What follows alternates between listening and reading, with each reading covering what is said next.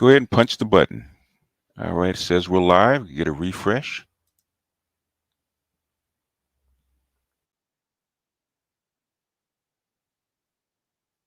Okay. It feels weird, man, doing a live this soon, but I got a little time. I guess my grandson doesn't need me to help him with his homework, but if duty calls, he'll let me know. Um, uh, the stuff going on with our. This has been a crazy couple of weeks, man, and I think Passport Bros is digging all this stuff up. The better the space does, the more complaints you actually get. Nobody really complains about the space until the space starts to expand and it starts to get more popular. And then we come in with the complaints about what the space isn't doing, or the space isn't growing, or the space is not effective, which is absolute bullshit. Because like I was telling I was telling Rogish. I said the reason that y'all didn't implement a lot of stuff because you Negroes didn't think this thing was going to succeed, and the space has succeeded beyond anybody's wildest dream. It succeeded behind my wildest dream. I didn't think this little bitty thing called the Black Manosphere would ever be this popular, and it is. I didn't think it would be making headlines, and it is. I didn't think it would go international, and it has. But we were on Arch last night, and just talking about different stuff. Just kicking it, talking about different stuff. And DC came in, shout out to DC, came in talking about Manosphere 1.0. Okay. And people like Mike V and others had talked about Manosphere 1.0 and how good it was, right? I said, okay, I've heard some things still survive from Manosphere 1.0. They talk about how they talk about politics and other kind of stuff. I say, you say that, but the thing is, there's no evidence of it. There's no evidence that you talked about politics. There's no evidence that you talked about anything that 2.0 talked about. For the most part, I mean, there's some general subjects that will always circulate. You know, um, there's stuff that we talk about that we played the video where they talked about the same stuff in the 70s. Let me welcome some people real quick. I'm listening first, and y'all hit the like button. Okay, Outlaw, what's up? Cornelius, Jim Rat, what's up, Jim Rat? Cool Gamer, what's up? Smitty, what's up, man? Yeah, it's impromptu. Prince, what's going on? Jay Cleveland, what's happening? Artisan, what up, man? Supreme Ibmo, hey, there's my Ibmo brother. Chukwu, what's going on, man? Joe's, Toya, what's up? If we reboot the channel, Toya, okay, my Be Just for Women's channel. I have a co-host, old time co-host that used to be on my channel a long time back. She's gonna be my current co-host, but you know, um, if you had been with me with the other channel, I probably would have chose you instead. But the thing is, you're welcome. I probably will announce it tomorrow. I'll probably give a flyer out for it tomorrow, um, and give a link. But when it happens, I'll let you know. Yeah, last night was weird. ID Forever, what's up? Perfect Blackness. It's not actually the growing pains have already happened. Kareem, what's up, man? We can stop talking about women like we're close to being done. No, basically, we're talking about women with a different way. We're not complaining about women. Still talk about women. We're not complaining about women like we used to. Wow, Diesel, what's up?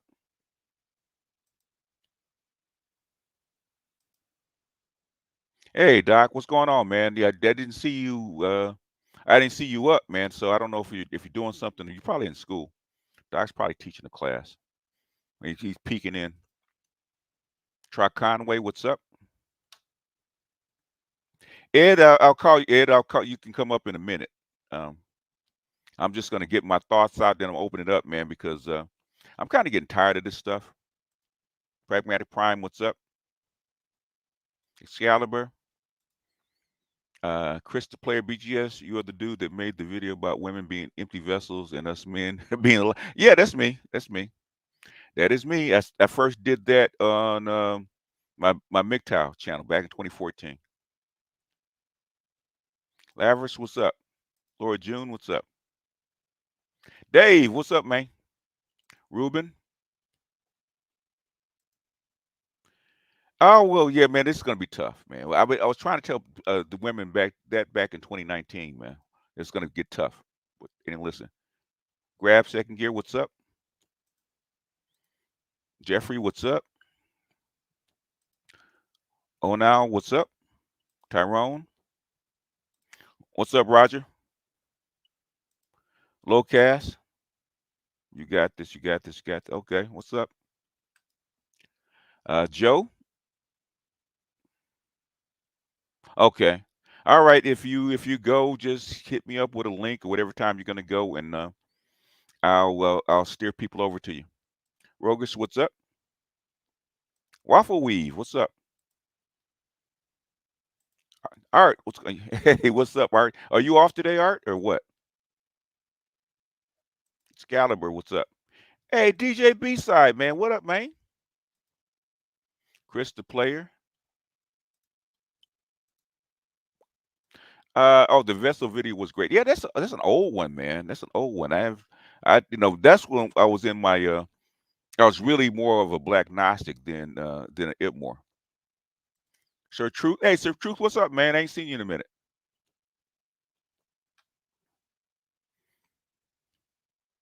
Don't you have a link? Don't you have a wrench, Sir Truth? You should. Anyway, I was gonna say go ahead and drop your info if you have a link. Sir Anthony, what's up? Let's see. All right, all right. I think we'll give a couple more and then we're gonna get started. Um, there's more than one, man. That's the problem. You have like 10 AIs all being released at the same time. So that means something. It means that these things have been in the pot for quite a while, and whatever reason they decided just go ahead and dump them, man. It's something to actually. Are you gonna go live later? Okay. If you go live, let me know.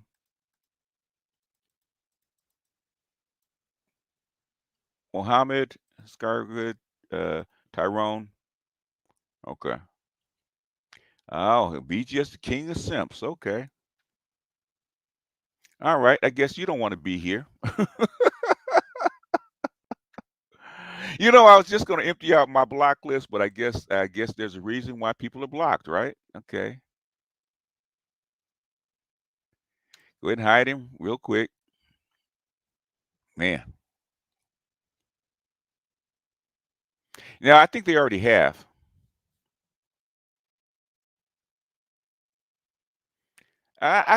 Russell Westbrook. Oh, okay. I'm not surprised Russell Westbrook has been traded. I never thought he fit. I don't think he should have ever been. They should have ever picked him up, but it is what it is. All right. Okay. This is the thing, man. This is the thing we were going back and forth about Manuscript 1.0 as it was renamed because it was not named the Manosphere um, before what we call 2.0, right? Okay, O'Shea and Angry Man came up with the Black Manosphere. Okay, there was a White Manosphere, but a lot of guys were actually uh, part of the White Manosphere, right? Like um, Angry Man and Obsidian. They were part of the White Manosphere. They were actually MRAs. Okay, and when they came over here doing the same stuff, they decided, okay, this is the Black Manosphere.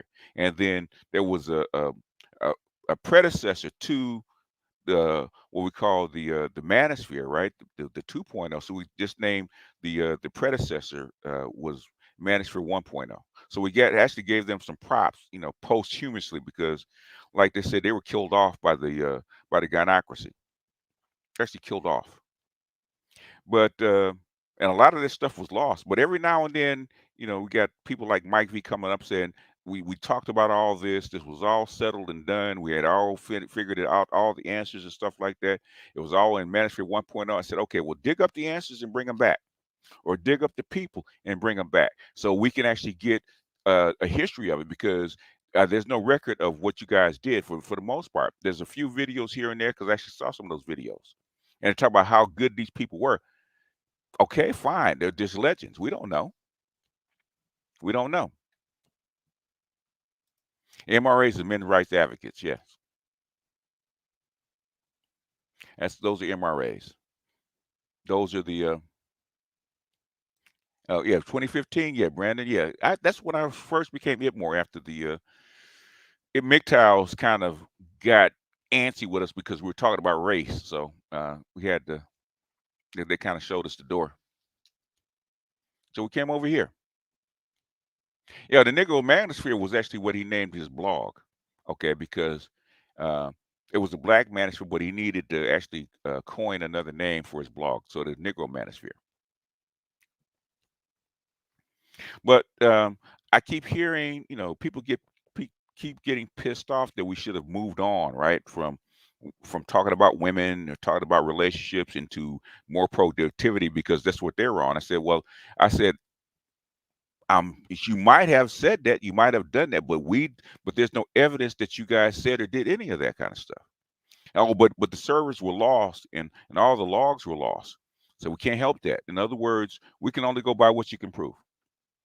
Okay, and you guys didn't bring forward any of that information. If the people are still alive that actually recorded all this stuff, you could easily go interview them and bring the stuff forward about what you learned and what solutions you came up with, because we have no evidence of the solution. Because a lot of this stuff, I'm tell you, when I came here, for the most part, you had some people here, but the thing is, me, Obsidian, O'Shea, and Valdez, and Solo TV 84 basically built this 2.0 from fucking scratch, from the basement, you know. And a lot of the people that were in what Manosphere 1.0 are loosely associated with, they started to attach ourselves to us, you know. So we literally built this thing from darn near dust. And I was talking to Edward and Don Calypso, and they said basically yes, basically the Manosphere, as we call it, 1.0, was actually nuked. Actually nuked. You had a few stray people that were still around, but they're basically nuked. SWP, you had Soul and Black, you had a couple of others that were still kind of loosely doing videos, but the thing is, they're basically eviscerated. And basically, we had to, rebuild the Manosphere from the wreckage. And what people are pissed off about is that nobody thought this shit would succeed. When they came after us with the ad apocalypse, nobody thought we would survive. We not only survived it, but we chased them chicks off and got stronger.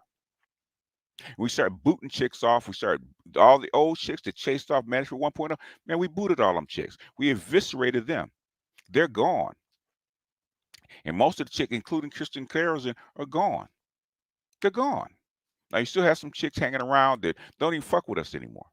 They say their stuff, but they stay over there. They don't even come over bothering us anymore because we nuked them.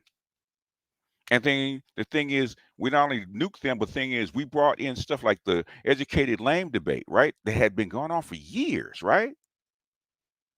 I implemented Kevin Samuels. Kevin Samuels nuked all that kind of stuff. All that stuff is gone. All that negative bullshit that was going on in the Black Manosphere is gone. All the problems that we had are gone. Nobody talks about educated lames. You might hear Pookie and Ray Ray every now and then, but all that shit is gone. We don't talk about Pookie and Ray Ray getting all the bitches anymore. All that shit is gone. Now all the educated lambs are considered high value men now. And Kevin gave us the language actually with high value men. I gave the language of the octanes to talk about class. Okay, And rhymed would talk about the select and non-select and that kind of stuff. Most all that crap is gone. Even the dating coaches can't resurrect that kind of stuff anymore. It's gone. We cleared all that shit out. All that shit is gone. You know, and so basically 1.0, God bless them because you got to have a start, right? And they had to bring enough pieces for us to get started with. Shout out to them. They gave us that, right? So there were people already there waiting on what we had. So that's good. They already had an audience. That's great. The thing is, but what we built was from scratch. And what 2.0 did was well earned, man. We worked hard for that shit. A lot of people had to suffer for that shit. We had a lot of trolls, a lot of people going after people's families and all kind of stuff. But the thing is, it succeeded beyond anybody's wildest dream to the point where you actually mentioned in politics. The Ice Cube effect, the Ice Cube effect is a direct result of the Black Manosphere, right? The direct result of the Black Manosphere, the direct result of Kevin Samuels, okay? And Kevin Samuels is a direct outgrowth of the Manosphere 2.0. You can't deny that, okay? SYSBM, Manosphere 2. Manosphere. Now they consider Passport Bros 3.0. Okay, if you want to call it that. But the thing is, they wouldn't have any growth if it wasn't for Manosphere 2.0 and its success. They wouldn't have no growth. And now we're transitioning to what I call the 3.0. Now, there's people that debate about it, that it's about self improvement and all kind of shit. Yeah, okay, fine. If that's what you want to say, fine. I'm not going to even debate that. But the thing is that I think the manager is moving to a different phase. Okay, you can call it 3.0, 4.0, whatever you want to call it, right? Which is more about politics and policy, right? It's really about doing stuff, right? Because we got to the point with, especially after COVID, where the bitches don't matter. Where the bitches don't matter anymore. I tell them to their face, y'all don't matter. And they're getting the message that they don't matter as much anymore, right? Because men have options. Men have options, and we not only do that, found that out from the ground up, from the regular people, but also the academics that actually go into the books and look at the history and all the stats. Right? They look at it and they say the same thing. Black men are out of that box. Black men have been in the box for 200 years. Even Dr. Johnson, he's gone through it. The Green Gorilla says the same thing. Right? Black men was in this dating box for 200 years. Right? Where they couldn't get out. And my theory was, once those walls are down, black men would actually have a choice, and I think they would choose other women. But what I had hoped was that black women would learn how to compete for their men because they never have. But evidently, they can't learn that fast. Can we call it Manosphere 2.0? I mean, history is going to call it what's going to call it. Okay, history will name it whatever they're going to name it. When the stream team and all this other stuff came up to call it Managed 3.0, I said, yeah, but you didn't have anything. You didn't really hadn't identified anything, a big shift. All you did was repackage what the same things that we were saying. You didn't come up with any new theories or any new direction. Just repackage the same shit we were doing. I would love Management 3.0 to actually embrace what's happening now, where we're going after policy. Okay, not only locally, not only nationally, but also globally, because now this shit is global. Now you have impact, all over the world. The manosphere and the black manosphere in itself has impact all over the world in other countries. Passport Bros is just an outgrowth of the impact, outgrowth of the message. We can now have other people listening because the same circumstances that affect black men and black women are actually being spread all over the world because it's being replicated because of the conditions that you're putting people in.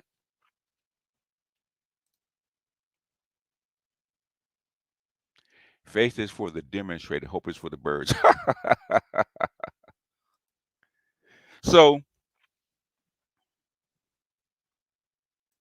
that's it. The Black Brain Trust, the Black Brain Trust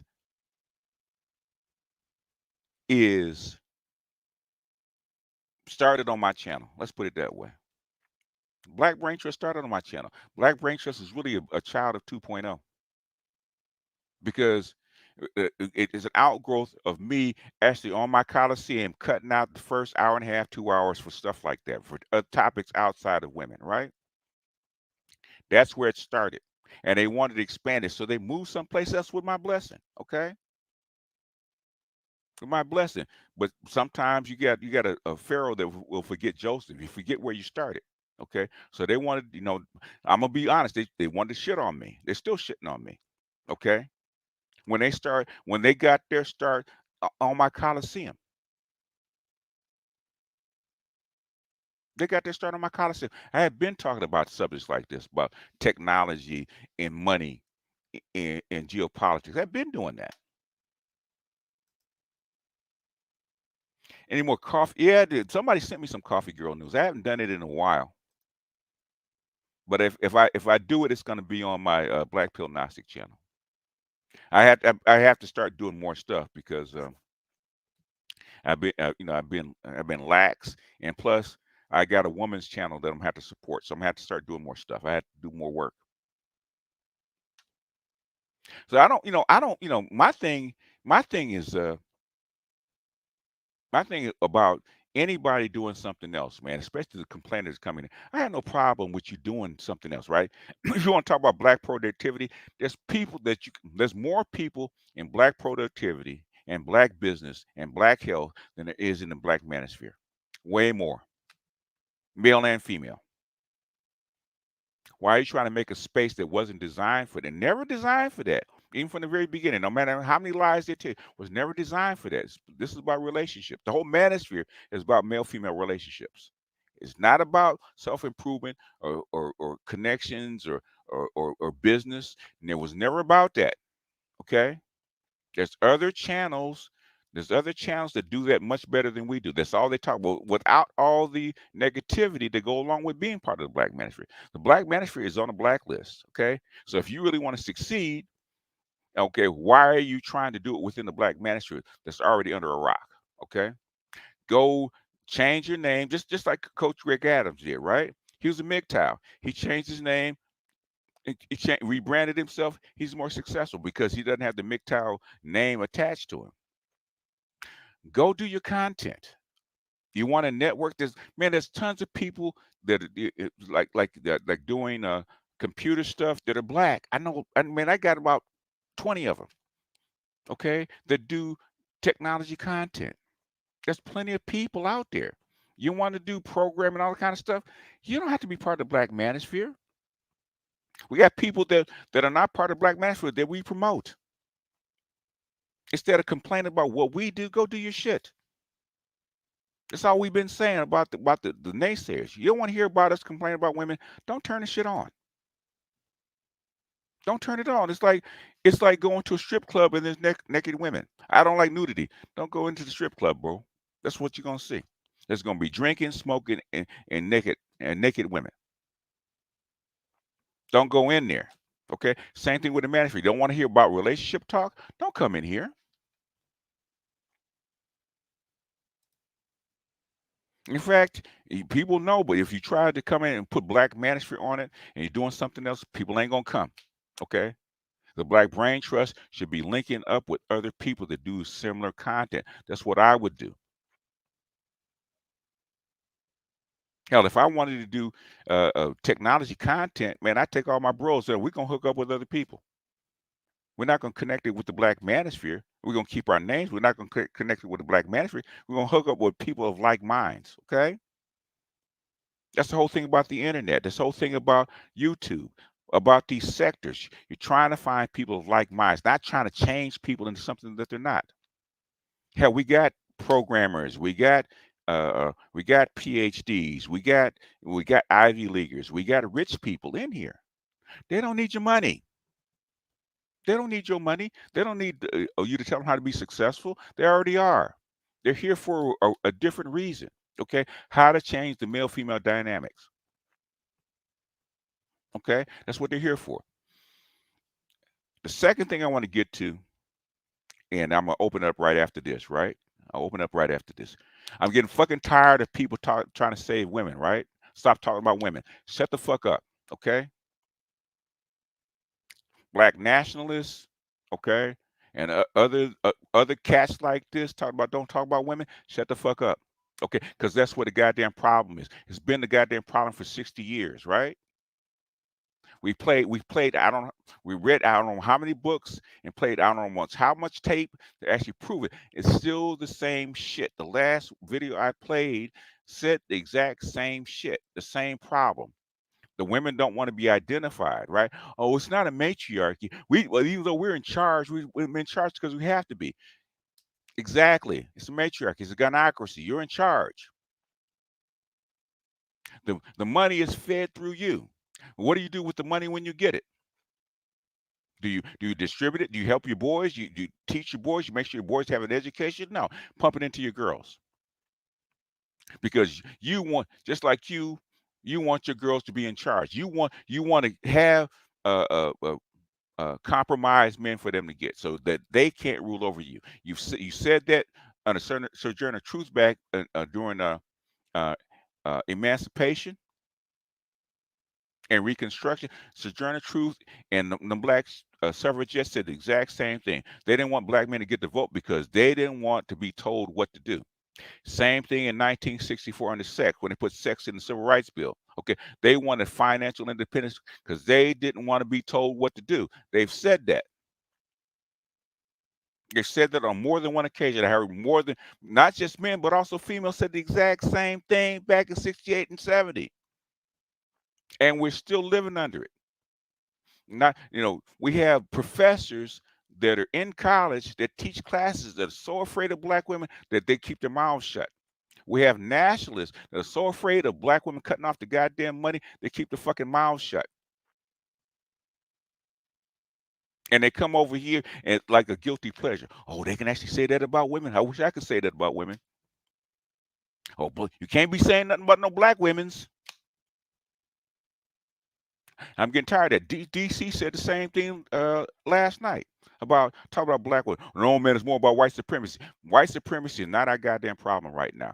You cannot fight white supremacy while your woman is stabbing you in the back.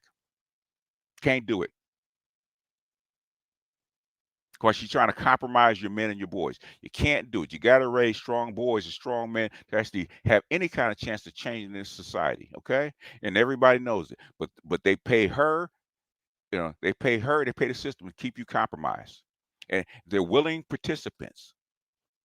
And we said, well, no, it's because white supremacy is giving them the means to do it. I said, if they give her a gun, right, she has the option of shooting you or not. Does she shoot you with the gun? Yes, she does.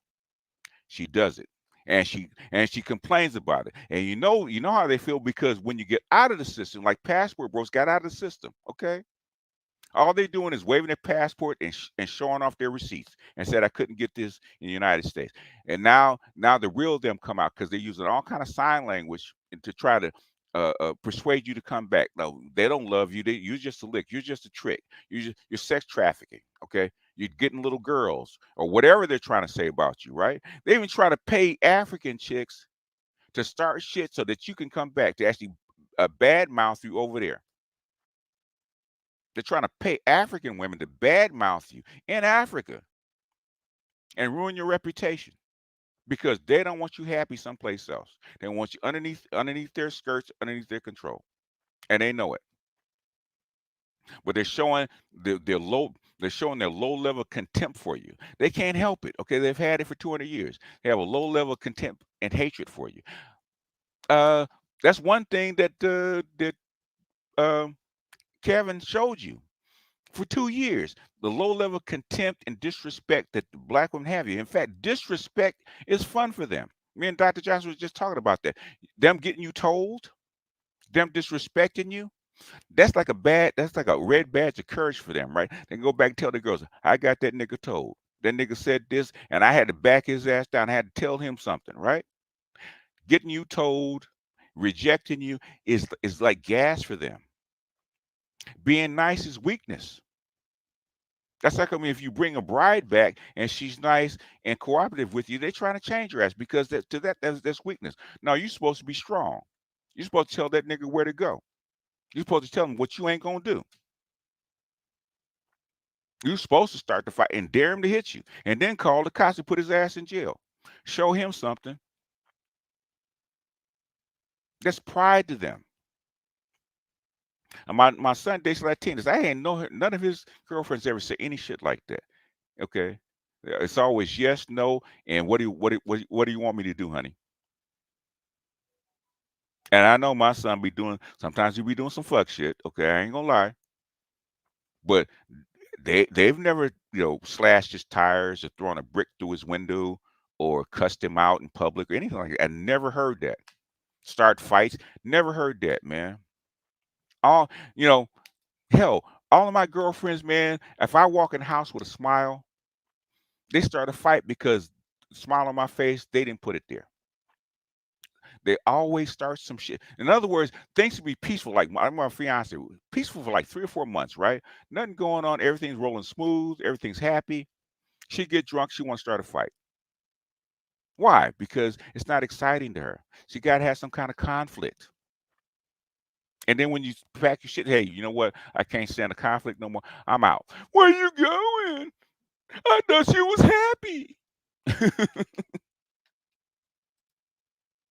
That's why you always have to leave a woman at least once. The kid him was not low. Oh, that old Negro again, man. I have to agree with him though. Have to agree with him. Anyway, okay. I'm gonna punt. Enough of my spiel. I've gone on for like 30 minutes. Enough of my spiel. I'm gonna open it up for about an hour, and then I think Dr. Johnson's gonna have something. I'm gonna bounce after he gets out of class. I just wanted to kind of get some things off my chest because, man, I'm tired of this narrative, man. You know, and I'm gonna try to shine the H, man. I came in to get rid of a troll, okay, and she started a fight in Arts Panel. That's one thing I want to say. Next thing I want to say about Arts Panel, right? And people coming over there to do some stuff. Like, how Art runs his panels and how he runs his channel, that's up to him, right? The thing is that content creators like me and Charles and Edward coming over to actually support him. We're not over here to try to ruin his channel. We're actually on our best behavior over there. We're trying to support him. I bring people to his channel, right? Okay, when I come there, people follow me, right? People support, people donate, people give him subscribers and likes and all this kind of stuff. That's what I'm trying to do. I, you know, I don't need to. He has maybe at tops 150 uh, as far as viewers, right? I don't need to come over to be seen. I can come over here and be seen. Okay, I don't need that. I actually run a daily show and get more subscribers per day than he does all week. I don't need that. We're coming over there to actually support him. I wish that the people that love channels like Art Noodles and others, right? If you love the channel, stop starting shit in his panels. Stop starting shit in his chat. Respect the man's channel so that it will grow. It's not going to grow if you keep doing this shit. People get chased off. That's how come art doesn't grow. People are not respecting his channel. And you say that you like him because you're there every week. It's just toward you, Shonda H. You're not helping him. Because if I stop coming, his channel's gonna recede. If me and Edward stop coming and actually supporting him, it's gonna go down. You're killing his channel by doing that shit. Anyhow, you know, let me go ahead and drop the link, and you guys can come up. I got the shit off my chest. You guys got some stuff that's off topic. Drop it. I'll try to answer it to my best of my ability. But there it is. If you guys got some, if you guys got some serious reservation about the space, come up and voice it. But thing is, don't go away without that all the emotional stuff. You know, come up with something that makes sense. Like DC ran out of stuff that actually made sense. I asked them straight questions, but you can't answer them.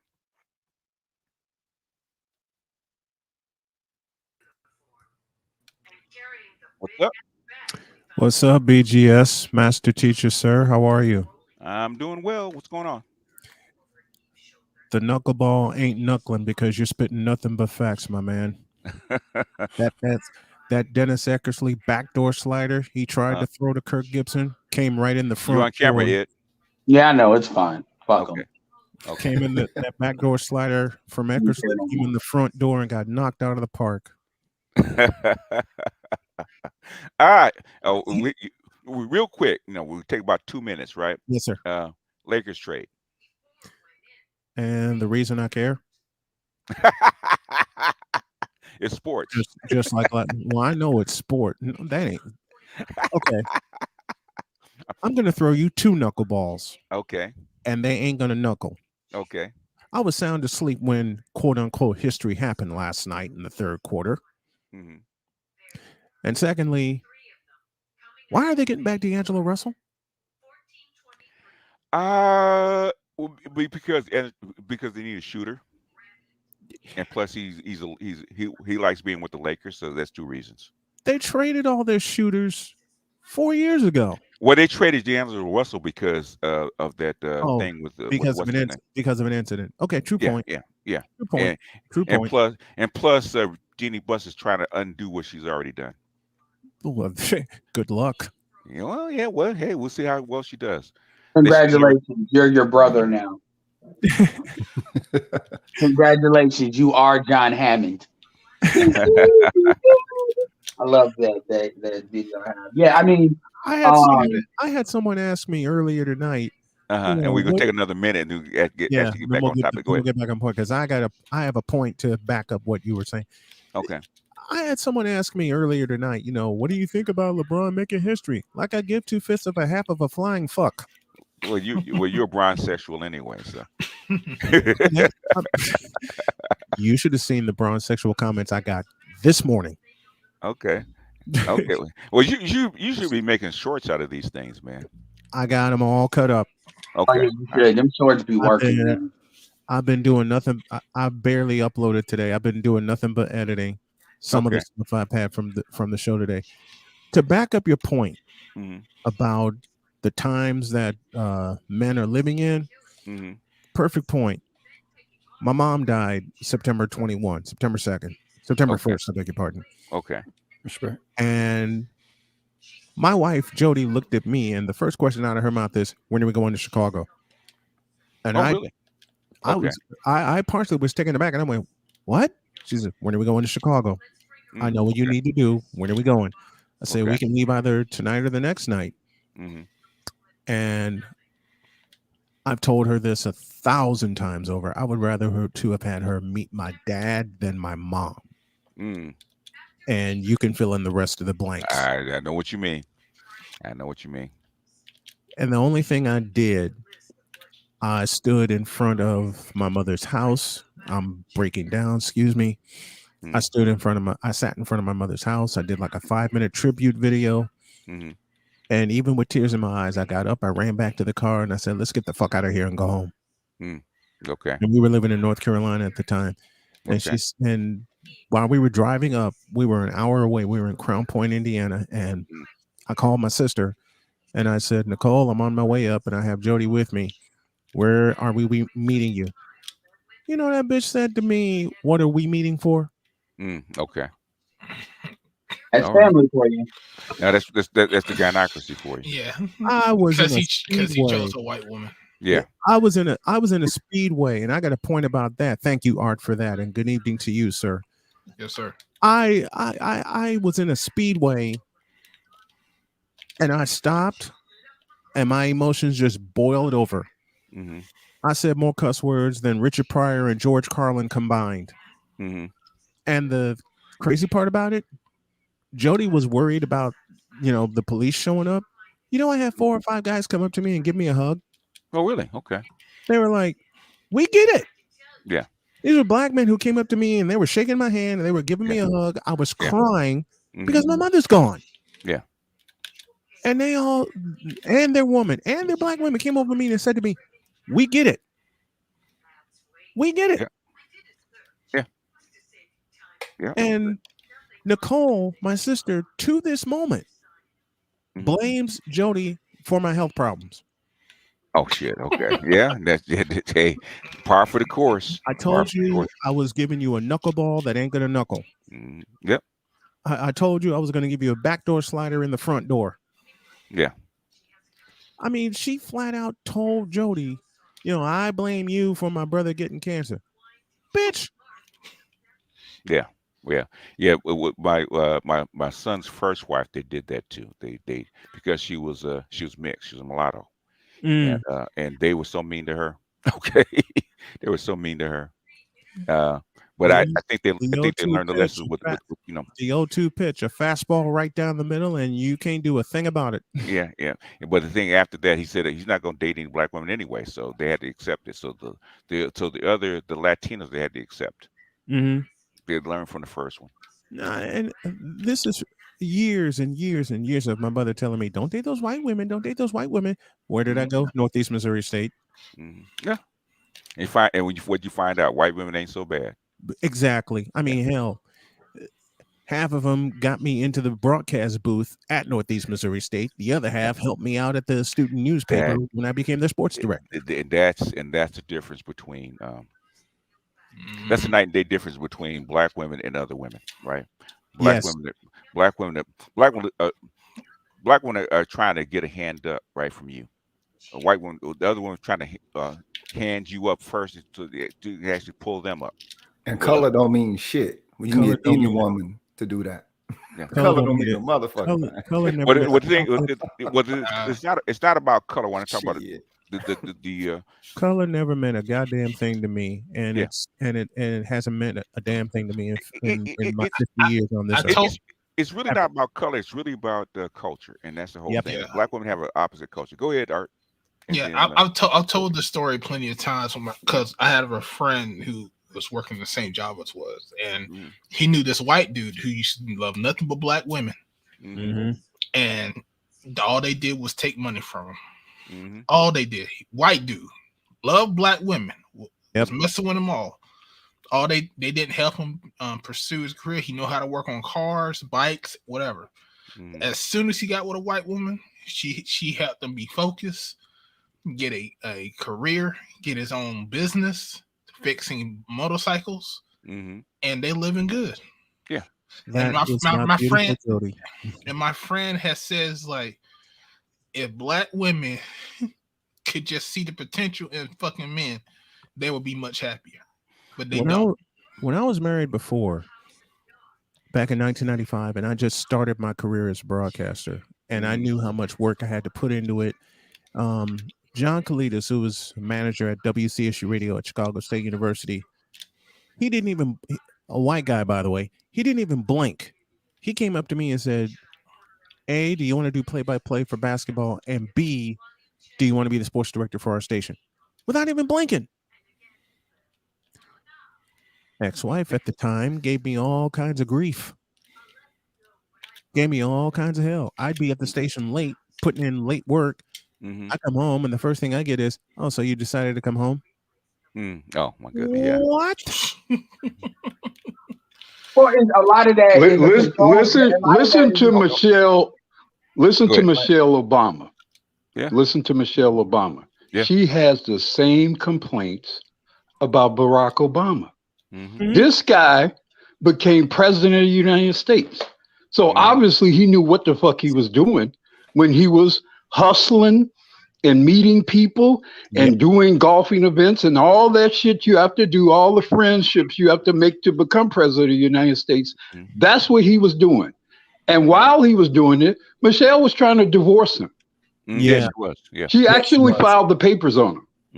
If Obama would have if he would have just became senator, that's a funky bitch. That would have been even if he would have just became congressperson. If Bobby Rush, I know he passed, wouldn't have, he had an iron lock on that district. Yeah, he did.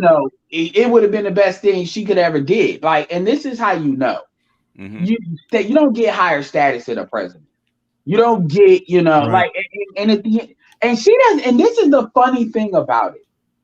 She doesn't even understand that. Do you realize that if folks really wanted to weaponize the stuff that she's saying and making an SYSBM infomercial, it's like the dude, number one, he's not ADOS fully, really, he's really not ADOS. So you can take out, he comes from this or come from that. Secondly, he pulled himself up for the most part. I mean, it ain't like he just was giving the silver spoon in his mouth. Then he got with a black woman, a Chicago full-style black woman, dealt with that bullshit. And then after he did his stuff as a president, because notice how self-centered Michelle Obama is about what she said. It's never about his presidency or what they try to do. And you can tell that's got to be, if it wasn't other people around you checking that shit because they had their own interest in Obama being successful, like other black women, like what's the other black woman, Valerie Valerie Jarrett. Yeah, they had their own interest in him as an institution being successful for different reasons. So no, they had to force Michelle, Valerie Jarrett, and even even her own mother had to force her to submit to Obama's presidential campaign. She was very hostile towards that. Yeah, and the thing is like, and another thing so it's like if you get to that point and then you still on that, I don't know what any of you niggas can say. And the other thing I want to bring up on the white woman thing is, Art Igmore can speak on this. We got, the black coach from UNC, Chapel Hill, has a white wife. That was kind of sort of called controversial because he was very upfront about it and didn't apologize about it at all. I think he said something that, folks want to make an issue that really was a non-issue. But what people don't think about is it's not like she just magically, and again, I'm not edifying white women because you got what happened with Dak Prescott. So it just depends. People are people. But the thing is, what nobody's talking about is white women just doesn't magically pop up in the draft or magic. I mean, they can. Dak is a perfect example of that. But my point is, a lot of times with especially these older dudes that, they get to these coaching positions, like the same thing with the dude that was the coach of I think the Miami Dolphins, that he said their wives don't just show up.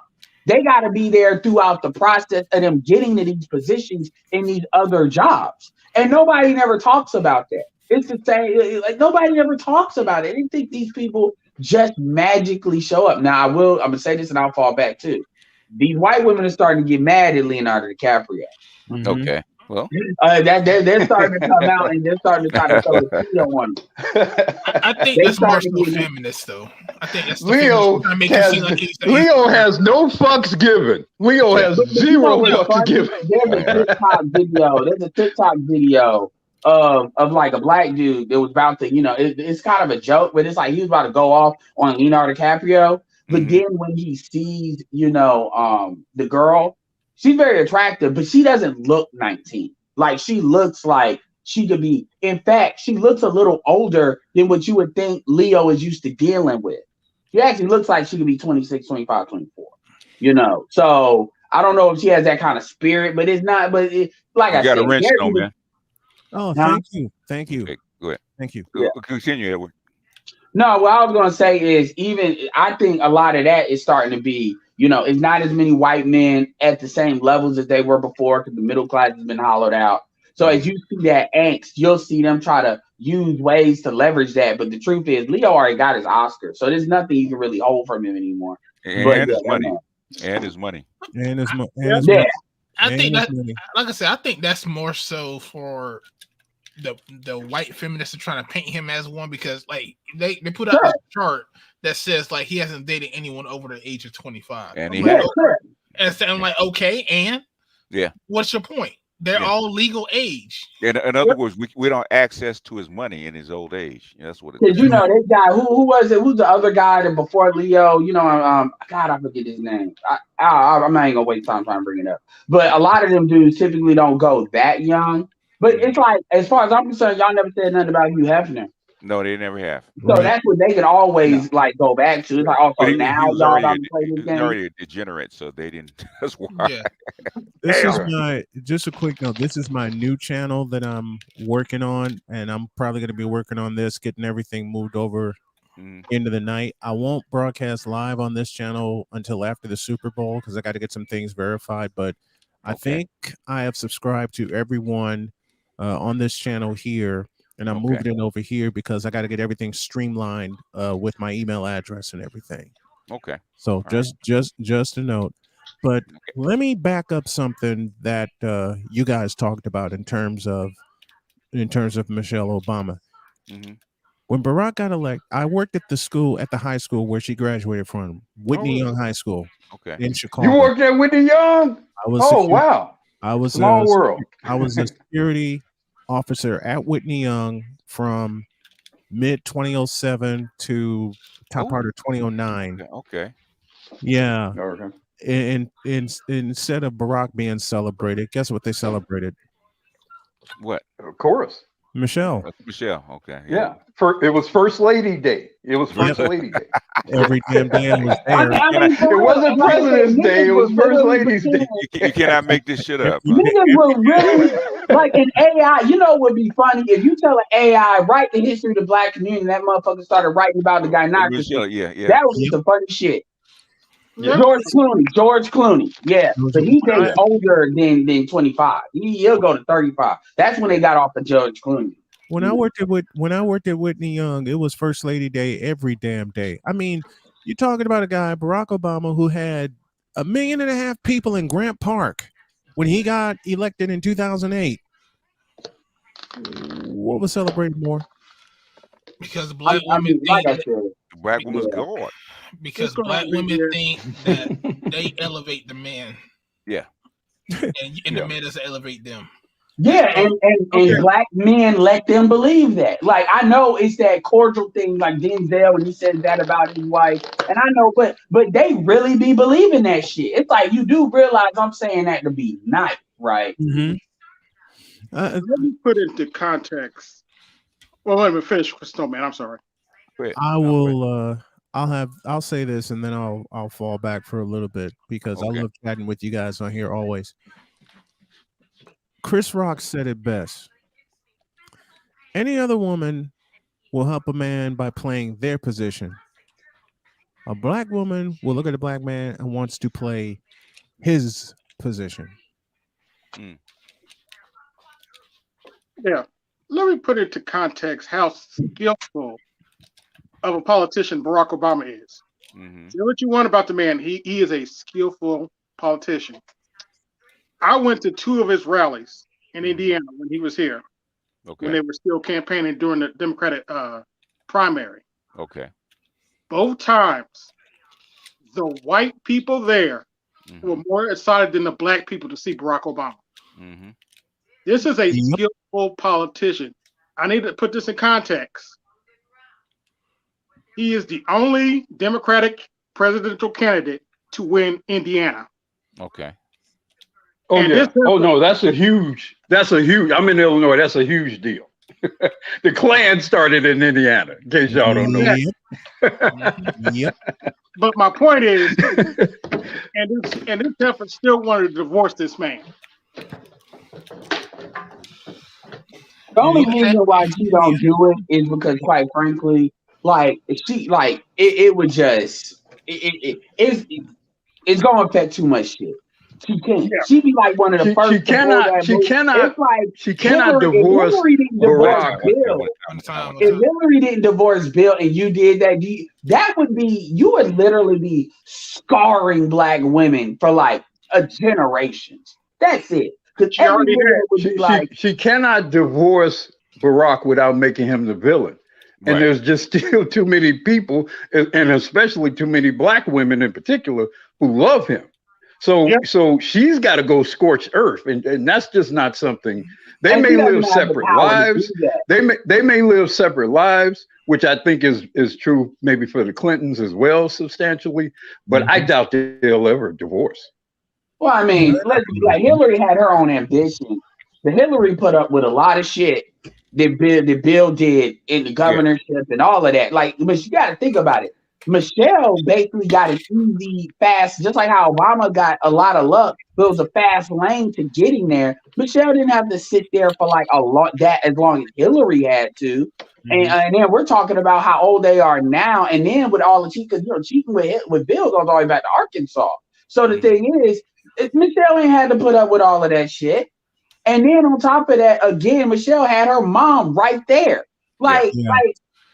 You know, and again, if it wasn't for other black women, like even Susan Wright, them having their own interests in the situation, it's just crazy. Because my thing is, again, that Michelle is pretty much the pinnacle of what is it we talk about. And again, my thing is now is because that's where the target is. We know the black women are going to say what they're going to say. My issue is a lot of these brothers and their divergence, because a lot of these niggas don't understand when they're doing the things that they're doing. They don't understand. You're proving us right. Like all the videos I listed about Highlander syndrome and all this other, you are proving us right. Think I was literally on E Black's channel. E Black invited me on there via email. And I came up there. He had like 10 people there, but I don't care. I support, folks that are cool. And it was this one dude, and he had the nerve to keep asking me. I mentioned Kevin because I said Kevin came from BGS's stuff. And I said that because it was a chick that was being nice and cordial, but she was asking about different questions about the space. And I felt like they were genuine questions. So I said, you know what? My channel ain't the channel to go to. You need to you get BGS for women, type that in, and you'll get some of the old videos. And a lot of this stuff to explain in a way that women can kind of absorb it better. That was the purpose of it. And check it out because it might be coming back. And I mentioned that Kevin Samuels was on there every once in a while. And like this is the source of a lot of stuff Kevin was talking about. And he was on these panels just to give it credibility to what she already knew because she was relatively new. That's what she said.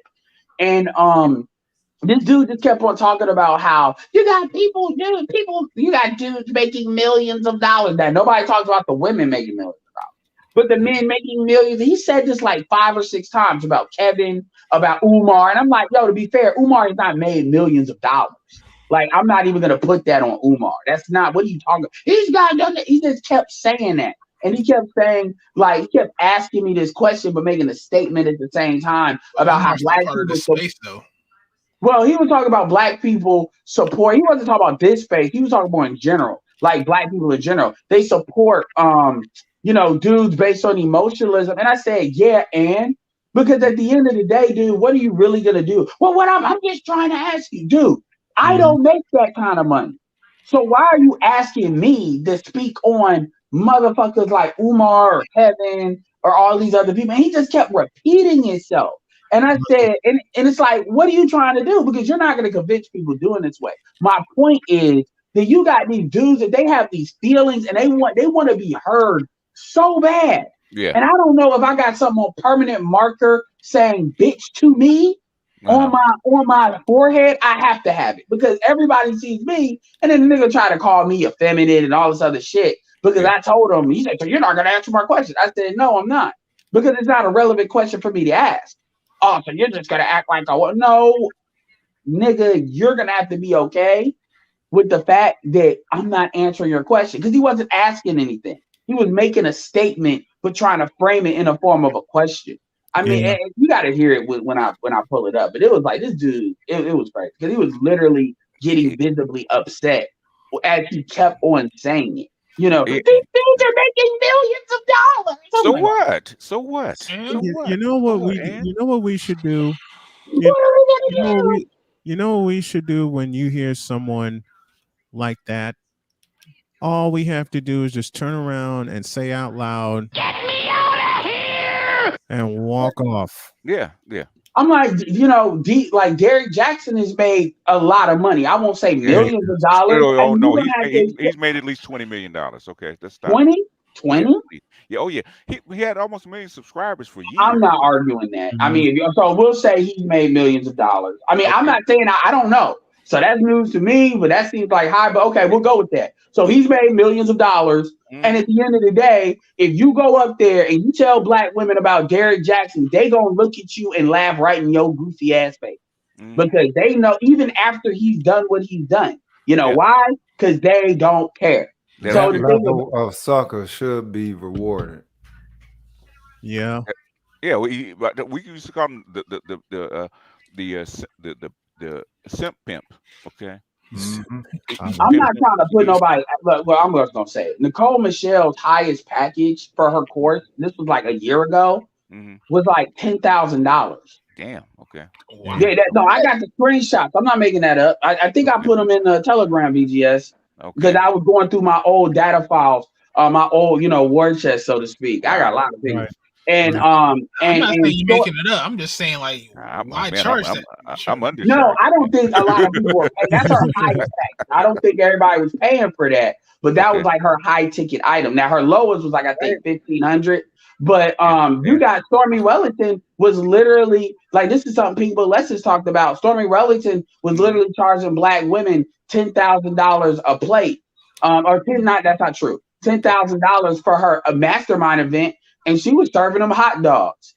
And Pink Book had the videos to prove it. Oh hell no! And then no, that's not the best part. Facts preacher, who are you, man? Hello, yeah, my name's Facts Preacher. I'm a data analyst. I also do part-time security. I'm really good with. Oh no, you good, man. We just want to make sure you're not a troll.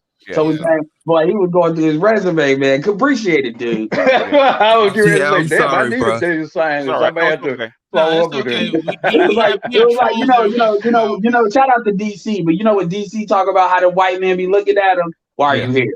This is a secure area. You know, like so it happens. For a second. I love the name Facts Preacher because I did a lot of that this morning on my radio show when it came to last night's game, and people are still messaging me about it. Let me get out of the way, but I leave BGS with a little present. Okay. When I caught part of his spiel, he gave the gynocracy this and this and this and this, Sonic boom, burned him with this, Yoga fire, and finished it off with a tiger uppercut, which tells the gynocracy from all of us to all of them. You're out.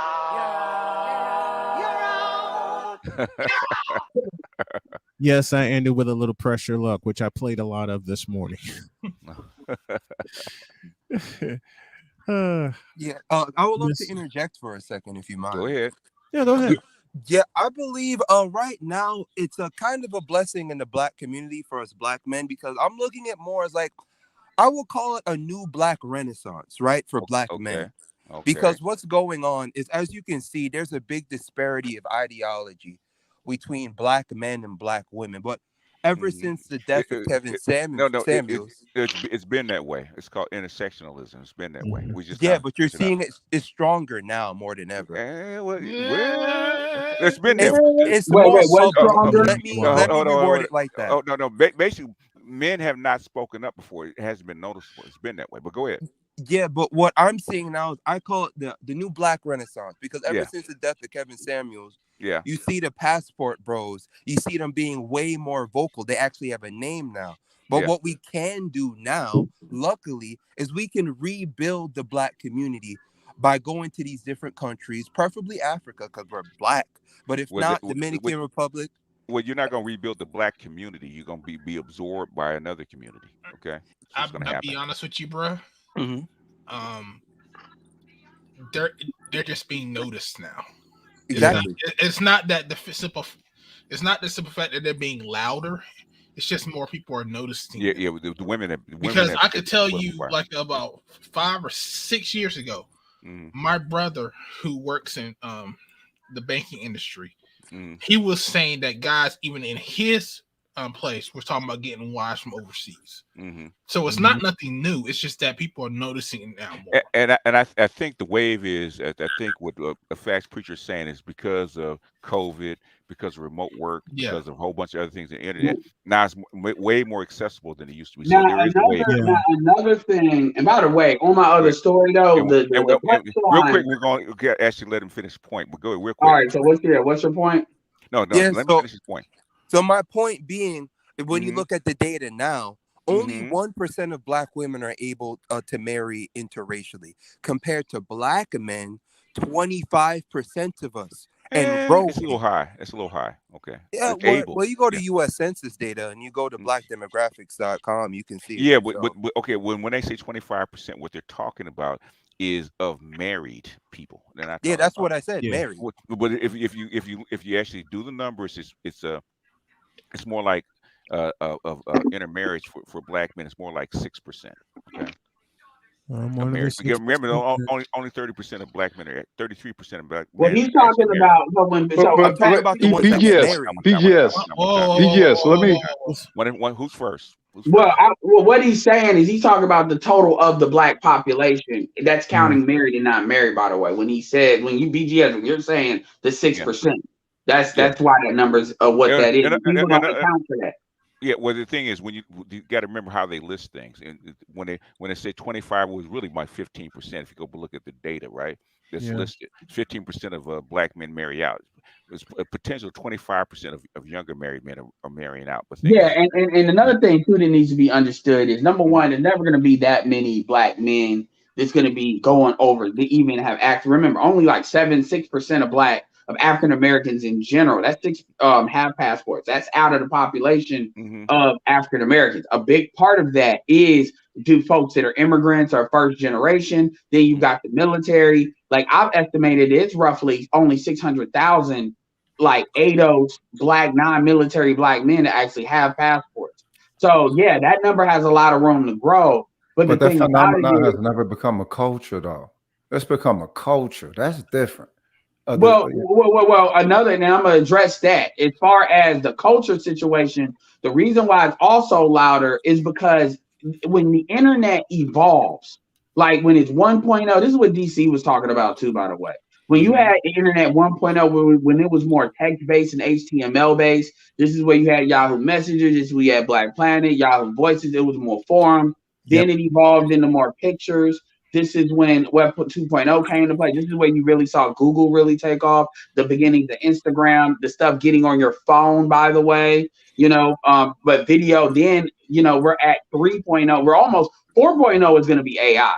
That's really what 4.0 is. And that's a merger where you got AI pictures, stuff like that, but AI video. But 3.0 was the emergence, kind of the culmination of that to me with TikTok, which is the way TikTok is designed. Everything is so much more viral and moves a lot faster based on how they design their platform with stitches and stuff. So things also are louder because the way you're receiving this information on your phone. I didn't even realize this. TikTok actually has apps on the TVs now, on like the video SmartCast, these Chrome keys and stuff. So now you can see this stuff in a lot of different ways. Tablets are cheaper, phones are cheaper, phones that do high quality video is cheaper. More people are working from work. You have more screens now, like TVs and all that. So the point is, this stuff is in your face a lot more because it's able to kind of, as BGS would say, hit escape velocity easier. This is where your Kevin Samuels or mediocres and certain people have been able to take advantage of that and grow exponentially off of that. So that's what it is. But understand the kind of foundational rumblings of all this stuff has been there for a while. It couldn't get out the cage. All right. Let me step on out of here. I'll be listening through the clouds, but I'll leave y'all with this. Black women now are asking us, what the hell's going on out here? While trying to tell us you're despicable. And our final message to them is, you get nothing. You lose. Good day, sir. And I'm out of here. Good night, gentlemen. I love y'all. We'll do it next time. Thank you. Snowman.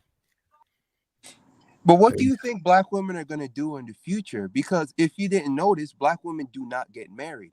And 70 to 80% of them that do get married end up getting divorced. And if they're educated, that gets even higher. They're the most divorced. They're the least married and most divorced because black women traditionally really don't want to be married. For the most part, they don't want to be wives. Okay, they never did. Yeah, and that's the thing. Black men are like, what are they going to do? This is I always say that's not our problem. Our problem is basically controlling the narrative as to why we're doing what we're doing. Because what happens is on the way out the door, see, the argument is that black men have black women's names in their mouth, and this is why they do what they do. Okay, number one, where are black men lying? Number two, black men are not bashing black women out the door. What black men are doing is communicating. Hold on. What black men are doing. Y'all can't speak at the same time. Go ahead. What black men are doing is communicating with other black men, and a lot of dudes resonate with that. And what people are trying to do is to stop the bleeding of the dam. So what they do is they say anything, sex trafficking and all this other stuff, with pedophilia, no in evidence. order to scare Yeah, folks. join it up there so they can get in. Okay, and so, or they're bashing as a way to shut down the conversation because they see it like a damn bleeding. So people always say it's bashing. It's not bashing because these videos are not aimed at black women. These videos are really aimed at black men, and then black women chime in. I'm done. Okay, go ahead, Rogish. What is the value of marriage from black woman to black woman? I don't know. Because y'all say they don't want to be wives, right? But they want to be married. But it's like, all right, well, what is married? Just kind of. They don't. It doesn't seem like they want to be married either. I think they want. Well, a lot of black women say they don't want to be married. Hold on, Ed. The thing they not really. They want the title. They don't want to be married. Okay, getting married and being married are two different things, in my opinion. But what does that mean from one bitch to another bitch? It's called status, sir. What do women want? A marriage is status. Resources and what, Rogish? All right, yeah, security. Status. In other words, the last thing the one bitch wants to walk in another bitch's face is, bitch, you ain't never been married. That's why they want to keep those rings. Yeah. So they brag about being married to a motherfucker they don't ever fuck about. But they were married, weren't they, sir? Rogish, Maya's fine ass married herself. How many times have you heard women that not want to give up that engagement ring when the guy called off the wedding? Yeah. This sucker shit is it's sickening. a trophy. It's not even sucker shit, man. It's just the way people work. Okay. Did you say sucker all over the world? Yeah. That's fucked up. Well, it might be fucked up, but that's the cult. That's our culture. Okay. Yeah. Okay. Like literally, Paris Milan hid her marriage because it was to a black. I think it's a Nigerian dude, and black women were gonna go off on her. Now you'll see black women celebrate baby showers all day, every day. Yeah. For the attention. Yeah. But I also agree with BGS in regards to this. One of the other reasons why black women generally get married, or even just Western women in general, is because your taxes decrease drastically. They can spend their money on more frivolous stuff like they don't care about that shit, man. They don't care about that. They definitely care about the material. No, they don't. No, they don't. No, they don't. You see our spending patterns. Hey, look, man. Hold on a second, man. I've been with a bunch of women. Okay, I got two daughters they're one's 34 and one's 28. Okay, I have a bunch of nieces and everything. I got two sisters. You know, I can tell you they don't give a shit about that. Okay, the only people that care about that is actually men. They don't care. They don't care. Black women do not care about that shit. They don't. Yeah. That's not what the numbers say, bro. No, the numbers do say they do say that. Do say that. Okay. If they care so much about their fucking they would money, be married. why there is so much debt? Yeah. Because they spend all their money on the nonsense. That's why they don't care about. Are you married, dude? Are you married? Me? No, I have a girl. Yeah. Okay. Then you don't know what you're talking about, man. Okay. They don't care. They don't care. Wait, you don't? Are you talking about money? Because that's what I'm talking about. They don't care about about the taxes, man. They don't care about deductions.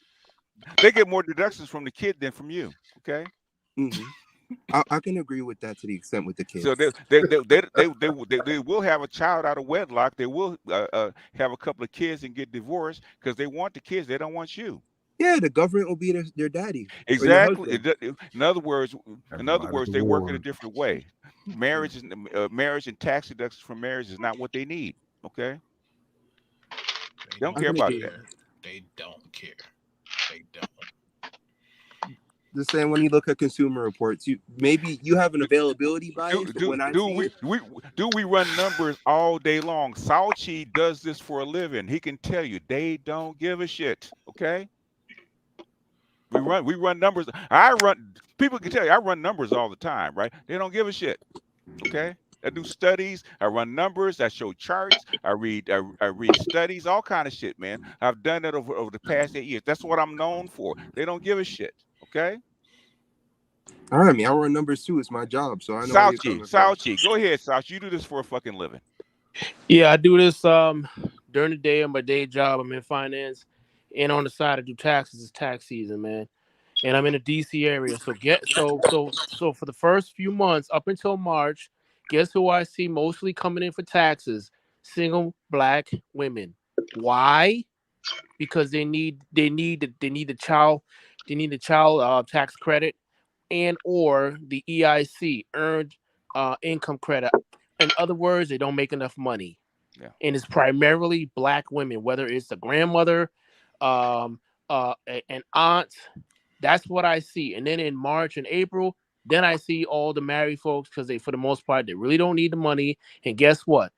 It's very rare I see a black married couple. I see everybody else, Hispanic, white, everything else but black. I can tell you how many black couples I had last year who were married. One. I'm in the DC area where the average person has a college degree, like average. Facts. So I'm telling you, these black women, they do not care about, on average, they don't care about you, and it's true.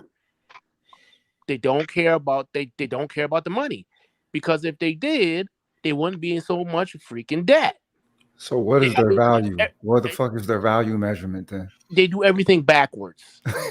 Like just look at what they do. It's everything. Their value. They say their value is between their legs. Really. And that's it. Their value. But they ain't a hoe. The value is on shit. their grade of lace front. They don't have to be whole shit. That's who they are. Anyway. Exactly. Just look at what they do. They are per capita in amongst women, they are the least healthiest. Period. Yeah. Regardless of what they say, look at what they do. Black don't crack. Actually, it fucking does. I mean, like regardless of their education, they still have the same health results as poor black women. Regardless of if they have a PhD or master's. That's a fact. So what does that tell you about them? Just look at what they do. Yeah. Like that's why we have experts. And now the expert. Well, no, I think he's there. At least he was. He was having a problem with his device. But the thing is, that's why we have experts. Okay, we're telling you they don't care. No, they don't. I mean, if you just gotta look at them day to day. They they don't care about their fucking. Oh, I'm gonna better get a tax deduction on this. They're more worried about what they're gonna drink tonight rather than a tax deduction. Yeah, that's what their kids are their tax deduction, not their husband. Yeah, exactly. And also, again, going back to the health. I mean, even at my job, my manager, 45, unmarried. No kids. Even she regrets the shit. And I'm telling her, because she got her, her weave. And it actually does look. I gotta admit, obviously it's on point. It's a good job, huh? It's a good job. Okay. But I told her last week, and there's like 3 black women. I'm like, y'all and your fake hair, man. Like, y'all know black men could care less. We don't want it. We don't like it. And all of them at the same time. It doesn't matter. It's too much work. Really? It's not. Really? It's really too much work? Bullshit. Y'all struggling with men, and we telling y'all we don't want it. So that means you really don't want the man. Man, yeah. I'll tell you this, man.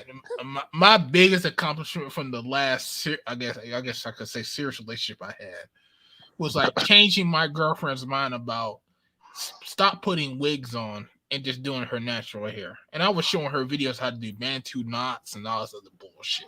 You literally went through that fight, brother? I went to that fight with her, and she actually went natural. And I was like, okay, I won that fight. And to be honest with you, she said, you know what? I thought it was going to be difficult, but it's really not that bad compared to what I was doing before. Listen. So what does that tell you? Or that tells you that they're lazy and they're full of excuses, correct? Yeah. Correct? Yeah. Thank you. Pretty much. It's really all about what they've been told, and they believe that shit. Like, your hair is unmanageable. Blah blah blah. Okay. Wait a minute. That shit is based off one time, guys. Hey, y'all. One time. Let me finish. Check this out. BGS. You the oldest of all of us, right? You grew up watching them get their hair done in their kitchen, correct? Right. Okay. Now we are pretty much us older guys. We've seen this. We smelled it. We seen the hot iron on the stove. Yeah. Oh yeah. All right. This is what they rebelling against because they really want that. They really want to do their hair straight, right? They want to keep it straight like Cindy Lou and all the rest of these white bitches. But the thing is just with our black women, anything that calls for you to do anything manually, a hands-on, or do it, it's like in their mind they revert to it as being some type of cop out. Oh, I'm better than this. They go to narcissistic type tactics. No, they're lazy. Yeah, okay, yeah, back to that. But what I'm saying is, BTS has seen this to where when we were watching it, it didn't take as long as the shit that they just drawn at as they thought. Oh, it's time for this. Yeah, but mama or grandmama got in there, did their hair, straightened it, and got it. Yeah, but it still doesn't look the way they wanted it. They want the white girl flow, right? Okay, for real. And the weave gives them that. They want the hair down to their butts. Okay, that's what But they want. you see what happened when we let them do that? They sit there and twirl and play with their hair like it's a fucking toy. It's just annoying. You know, as you introduce all that stuff into the black community was actually Diana Ross. They wanted Diana Ross's hair. I'll be honest with you, AL. No, I'm serious. That's when it starts. That's one of the reasons why a lot of the women hated my mom because my mom had hair all the way down to her butt. Okay, yeah. And my mom is a mulatto. Her father was white. It's a status symbol.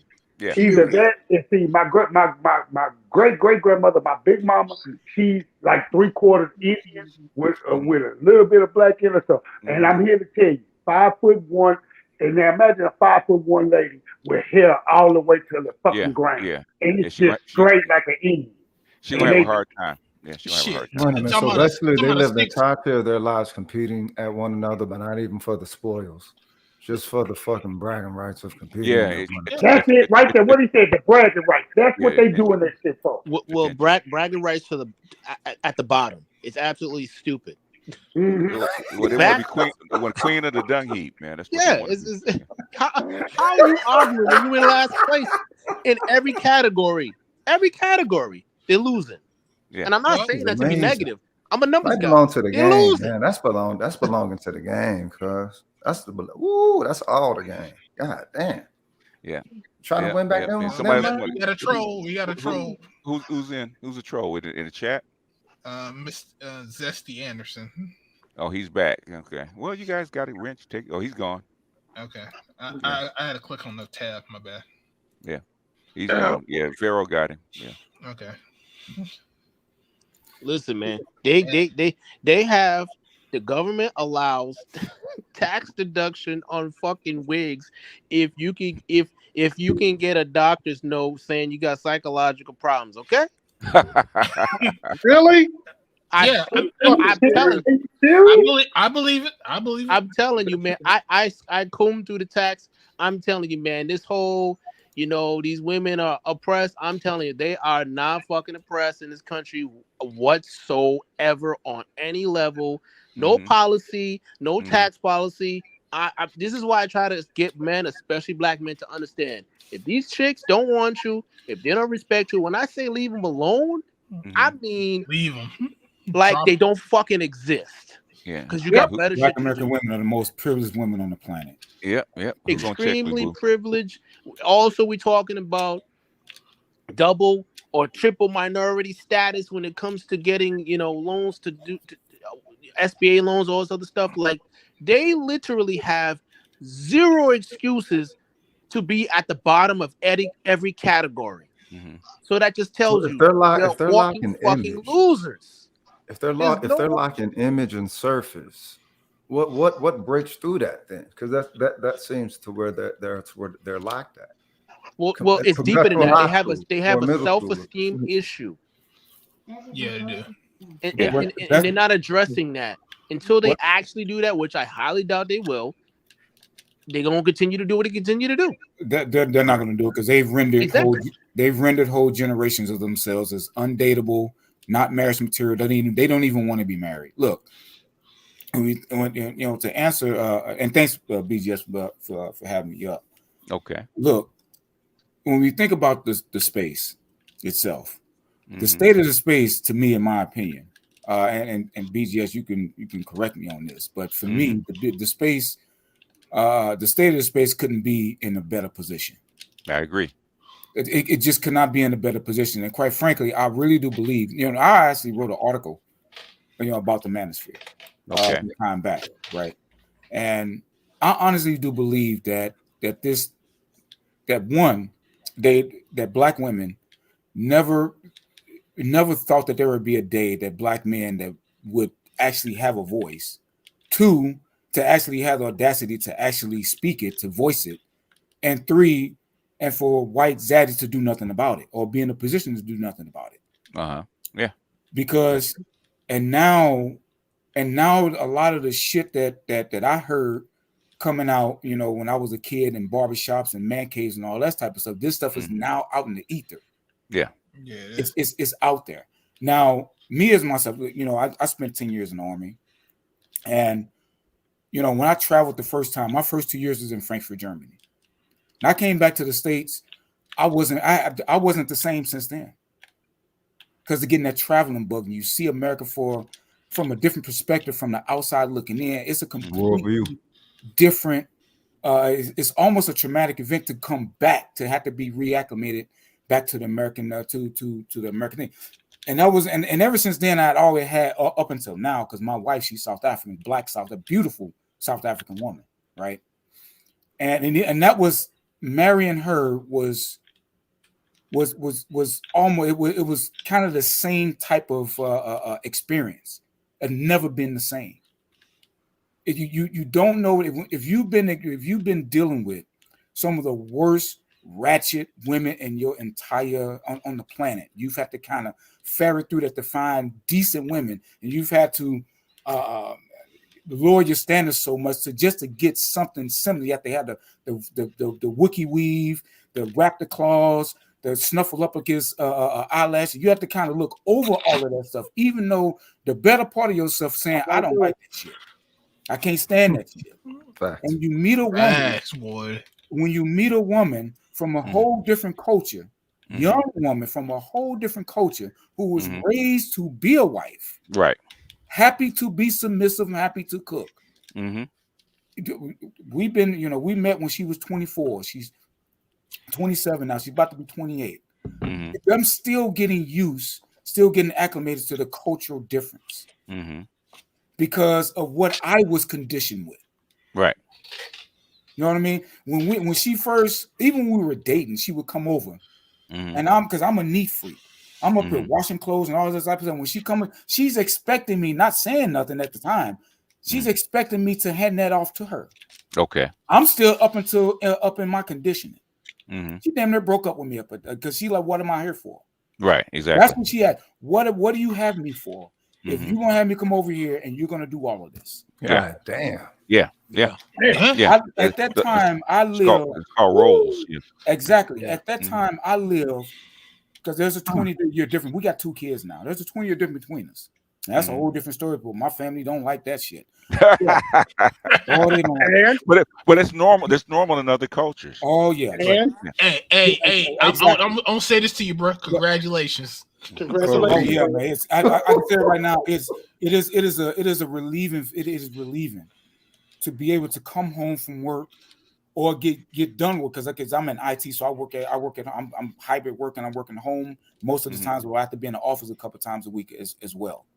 So, but it is a relief to be able to come home to a clean house, because before her, I lived 44 years, 45 years. I lived that long. I'm a Gen X. I lived that long, and I had yet to meet a woman who can outcook and outclean me. I hear that a lot. No, I actually hear that a lot with Gen X. I hear that a lot. That is a horrible testament. Yeah. Bruh, for black the millennial generation, man can be he can be American raised and to never meet a woman who can outcook and outclean him. Man, the millennial generation, it's a fucking rap with that shit. It is rap. Yeah, that is a terrible testament. And I really do believe that now this shit has caught them off guard. This shit, they don't have no answers for it. Their dirty laundry is being aired out. You got other women of other cultures that they snapping back at their asses now. It's worse than that. Bad. It's worse than and quite frankly, I'm glad because their asses need to be replaced. And y'all can jump in at any time, right? Because we're gonna. It's worse than that. We only got like another half hour. Well, all right. It's actually worse than that. It's worse. Let me get in. It's worse than that. Now the fruitcakes are starting to clap back at them. I was like, I know y'all. Some of y'all got that video. I was like, what the heck? Okay, the LGBTQ. I don't take that. I don't take that clapback serious. Yeah, we'll see if they keep it up. See if they keep it up. Somebody else want to jump in? I don't take that clapback serious. Yeah, I just don't. Okay. What the fuck did they say? What the fuck? What's that? If I find it, I'll go find it. But go ahead, jump in. Yeah. So I was jumping on. Good evening, everybody. I was jumping on just because what they were talking about, some of the stuff with the finances and the taxes and everything. Mm-hmm. What we're seeing in terms of the behavior is in a marriage. Most of the wealth created in a marriage is not actually liquid. It's tied up in equity of your real home. estate. It's tied up equity of your home, life insurance policies, retirement accounts. And what happens is women have been fed this hyper consumerism, especially because of social media. Before, you just had lifestyle, the rich and famous, and you may have been competing with like the 5 or 6 women that you went to high school or college with, or was in your sorority.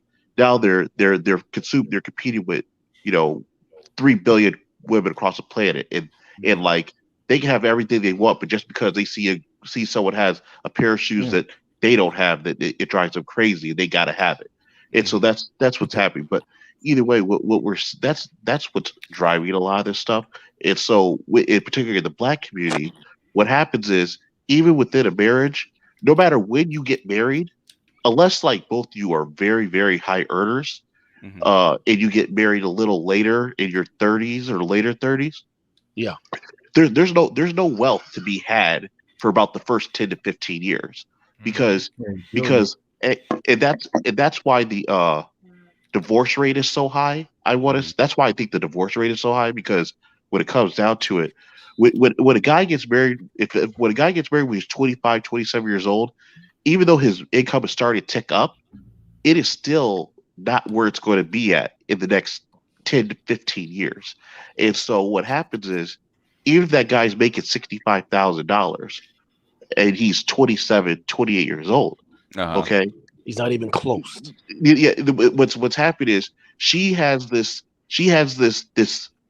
social dynamic of she can walk away from the family, she can walk away, blow up the family, and she will get social support, and she will get financial support, and then she still will be able to she'll get social financial support basically.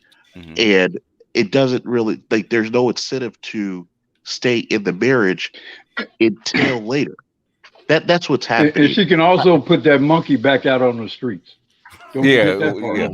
But the thing is, it's harder to find those guys that are making over $60,000. It's not that easy. Okay, I could give you the numbers briefly. I could give you the numbers. Go ahead, Salchi. At 35, on average, that's when women peak financially. On average for men, they peak around 46, 47. Now, if we want to start talking about the 1%, the 1% starts at $540,000 on average in this country. Okay, so if we're not going to talk about any deductions and blah blah blah blah blah, take home, if you're like in Virginia where I'm at, you're bringing home $330 some odd cash. That's it. That's not rich, but that's what gets you into the 1%. Actually, that doesn't even get you to the 1% where I live, but nationally, that's where it gets you. So now, if we want to put in what it takes to get a house, even where I live, the house right near where I live, where I rent, is $1.3 million. So if we're talking 20% and you're by yourself, you need to be making more than $500,000. But the thing is, the people who make 1% on average in this country via IRS stats, based on how many returns hit that number, was just under 1.35 million people. That includes married. So you might as well, I'll be generous and say, let's knock 20% of that off. That's it. That's how so many what people in neutralizes make that kind of money. All right, so most people who buy $1.3 billion one at a time. Rogishin first. Go ahead. What neutralizes super consumerism? Poverty. Let alone reverses it. Poverty, poor, being poor. Yeah. Somebody else want to get in. Poverty reverses. The only thing will reverse it is poverty. Yeah, just let's when we get honest about who buys $1.3 billion houses, people are not typically putting up cash for $1.3 billion houses. Typically, they've already had a home. Exactly. That's my point. Most people do not have money. That is my whole point of what I was saying. Yeah. Single black millennials, right? Males, right? Anything over 100K, 2%, right? Anything over 50, 14%. Most 45% make $20,000 and under. Yeah. Okay. I'm an old millennial. I make over 100, which in my area ain't shit. Okay, because I'm from I'm from Providence. So if you make 75,000, the equivalent from where I'm from to where I live now is 112. So people don't understand finances. So these women are just saying six figures. Six figures means something different in every fucking state. But we could everybody could kind of convert to based on what geographic you are. Everyone knows what the cost of living adjustment is pretty much when you say it. You know what I mean? No, I'm telling you, be surprised. 75,000 here in Chicago is not gonna. Yeah, I mean, look at the percentage of men of people that make over $75,000, over $50,000. I mean, 14%. Okay, I know. 14%. Sir, when you think about that tells you that the nation is poorer than what people think it is. Yes, we've been trying to tell people that for years. Yeah, now Chachi can basically come in on that. The typical I can tell you right now, once you hit, because the typical person via IRS, because they put out their statistics, they're in the $42,000 to $44,000 range. That's it. Yeah, that's the figure. Once you hit that figure, and you ain't getting no house at that level. Once you hit that figure, that's when you get into the 50, the top. You're in the top 50% when you hit that number. Everybody else below, you're not paying any income taxes. So everybody making over 42 to 47, 44,000, that they're paying income taxes, which equates to 97.7% of the income taxes that everybody's paying. And out of 330 plus million people, only 157 to 162 file for taxes. And out of all those people, the people who are actually paying the taxes is less than 80 million fucking workers. Yeah. And once you bring your adjusted income under $15,000, you're not paying any tax. So that doesn't mean that's what 15,000 is what you made. That means after your deductions. Yeah. After your deductions are available, if what remains is more than 15, then you begin to pay taxes. Yeah. So the point to be made here to illustrate what these gentlemen are saying is, look at your lifestyle of where you live, right? You got $1,000 for rent, right? You got another $1,000 for what you $1,000. Well, no. What I'm saying is the point to get by, right? To have a roof over your head, right? You may live in a higher situation, but to have a roof over your head, you're talking about $1,000 a month. $1,000 a month, $12,000. That means $12,000 a year, right? Double that for your car payment, electricity, yada yada yada yada, right? So now you're talking about 24,000, right? So another 6,000 for your food, right? For over the course of the year, that's $30,000, right? That's why what they're telling you. That's why when they tell you the approaching of middle class, right? They're telling you the approach of middle class is 110 and 115,000 pre-tax, because about 22% of that is going to go to tax, right? And so you're supposed to be. This is what you're supposed to be able to do with your money is split it into thirds. 1/3 living expense, 1/3 savings, and 1/3 for investment, right? It's once you exceed what financially, what it means for wealth is what you get past 110 to 115, depending on where the markers are, right? Then you can also invest. You can take it into quarters from what remains after tax and put another. You open up another branch called passive income. Bingo. But see, that's why it takes that. That's why it irks the hell out of me whenever somebody tells me $40,000 is middle class. $40,000 is $40,000 is barely sticking your toe. Barely sticking your toe. It's wealth. It's wealth. It's upper class. It's middle class. It's working poor, and it's poverty. Yeah. Those are the levels. I'll be honest with you. Go ahead, Art. Yeah, like in my area, I live in Raleigh, North Carolina. The rent is about $1,000 a month.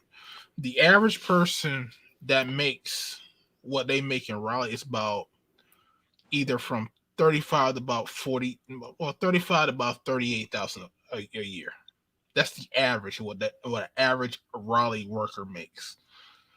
And so when I hear women talking about they need like 200, 300, it's because they want to be kept women. They don't want to fucking work. It's called They lottery. haven't earned that.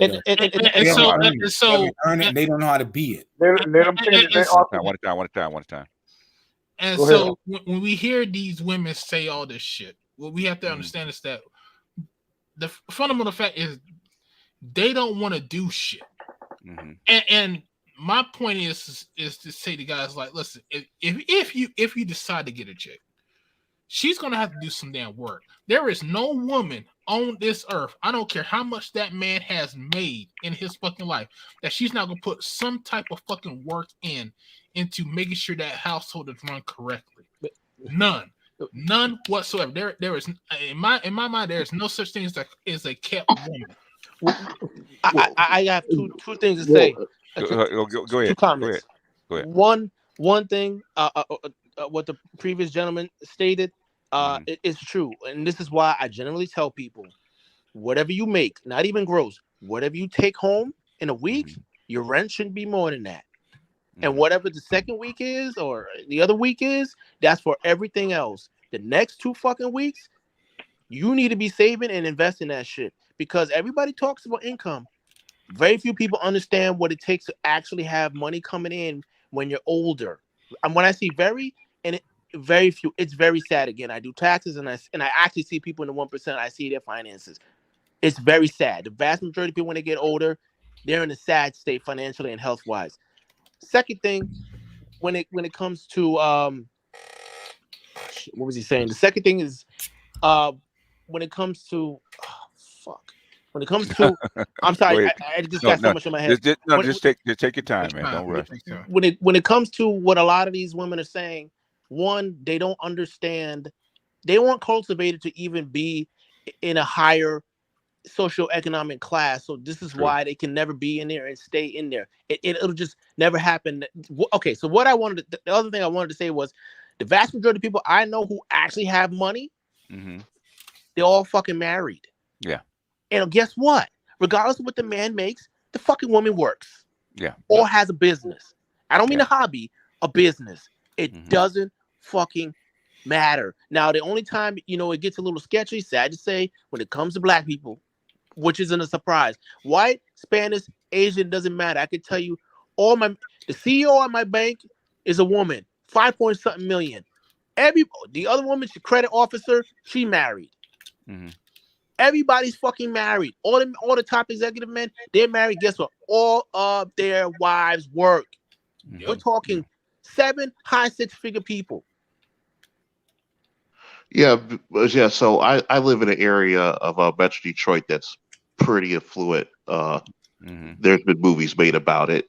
So anyway, what happens is what happens is they have a there's a complete unfamiliarity of what the true upper class or upper middle class looks like, because of they see is like people who have money who are like in industry, as like Kevin Samuel said, like they're the entertainers or athletes and things like that. So they have no idea like what that really looks like. So for instance, I have my neighbor across the street, he's an eye surgeon, and his wife is a pediatric kidney doctor.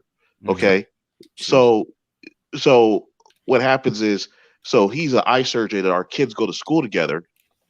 Well, he's in surgery 14 hours every Wednesday, and we got about 20 more minutes, guys. So all right. So yeah, I'll speed up. So what happens is, see, they're actually unfamiliar with what this really looks like in terms of how these people actually operate. Also, too, when you look at these upper income areas, the women's incomes are actually fairly fixed. Women's incomes are not really that high. It's the men's income that drive a lot of it. Another thing is too that they just think of it's so stupid when you hear them talking about stuff.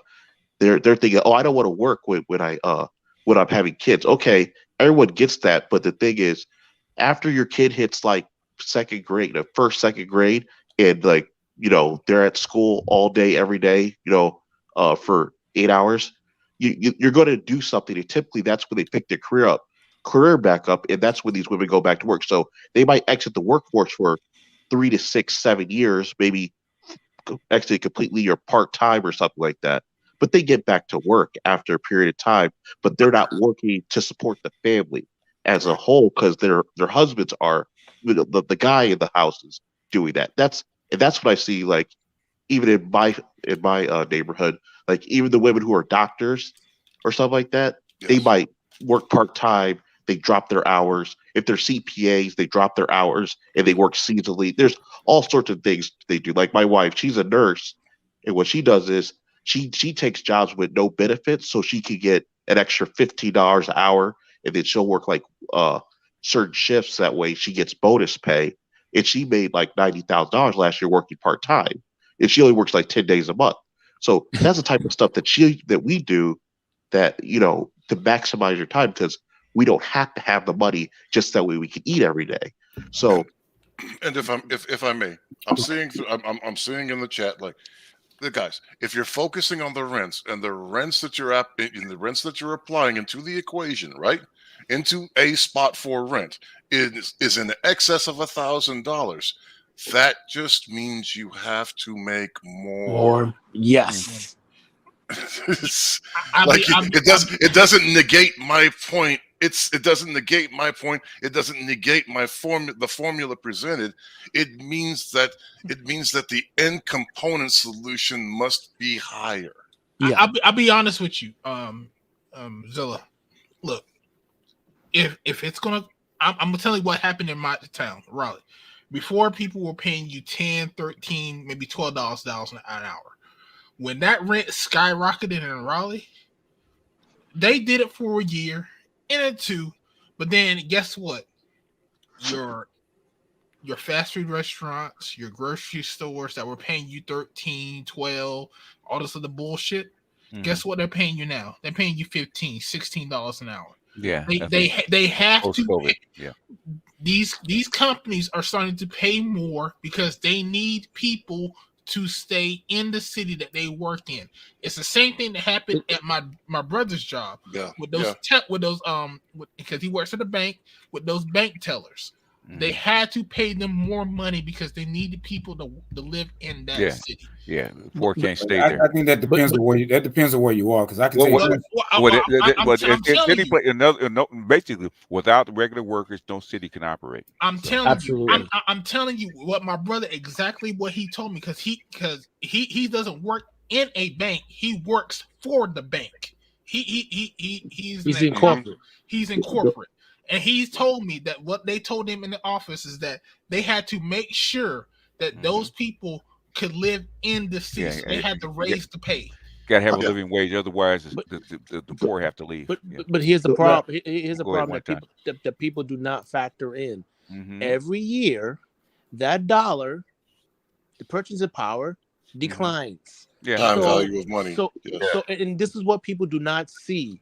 So even so inflation, core inflation, what they stated was what 6.2. Suppose it was way more than that, but we'll go by their figures.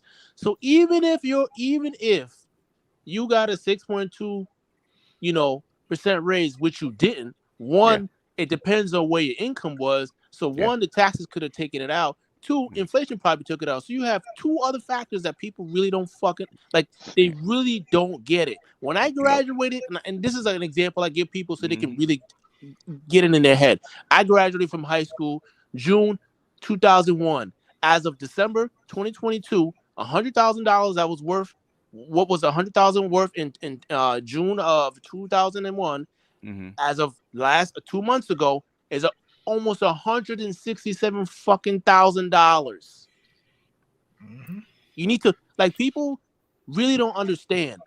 You need to make. This is why I always tell people, you need to make more money. That's what. What should I do? You need to fucking make more money. You need to get your skills up. And you need to keep your finger on the pulse, or else you're done. Yeah, that's why inflation is ruled as theft from the poor, right? Yes. When the Fed prints money, right? It's able to be utilized by the rich or those that have at full value. Yes. Wow, for middle class, lower class, and specifically poverty class, right? Those, by the time that, right, because they're so busy trying to save, and you see what you get for saving from your banks because they don't have to do it anymore, right? They don't have to give you that anymore. So, right, the value of that dollar, right? The rich are able to use that $100 when it's $100. By the end of the line, the poor are able to use that $100 when it's worth $72. Yeah, you can't save the people in the banks at the same time. We got about 10, 15 more minutes. Dr. Johnson's getting ready to go off, and he's getting ready to go off in about. I'll give him 10 minutes. Okay, he's going to do his intro. So we got about 10 minutes. So you guys got some.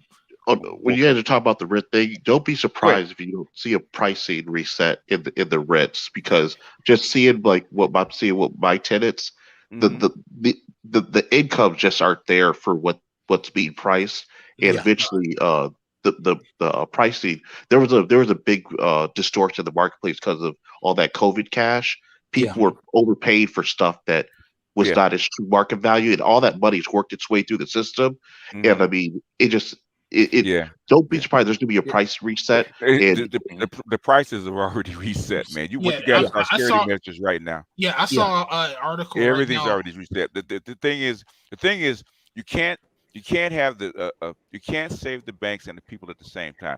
Prices like home prices, stuff that have to stay up. Otherwise, the balance sheet of the banks will crash. Right? So you have to make a decision. Gonna save the people, or gonna save the banks. Yeah, I was reading an article. I was reading an article about actually eggs, because there's a big contention about like how much eggs cost. And they're saying that eggs should be starting to go down in price now.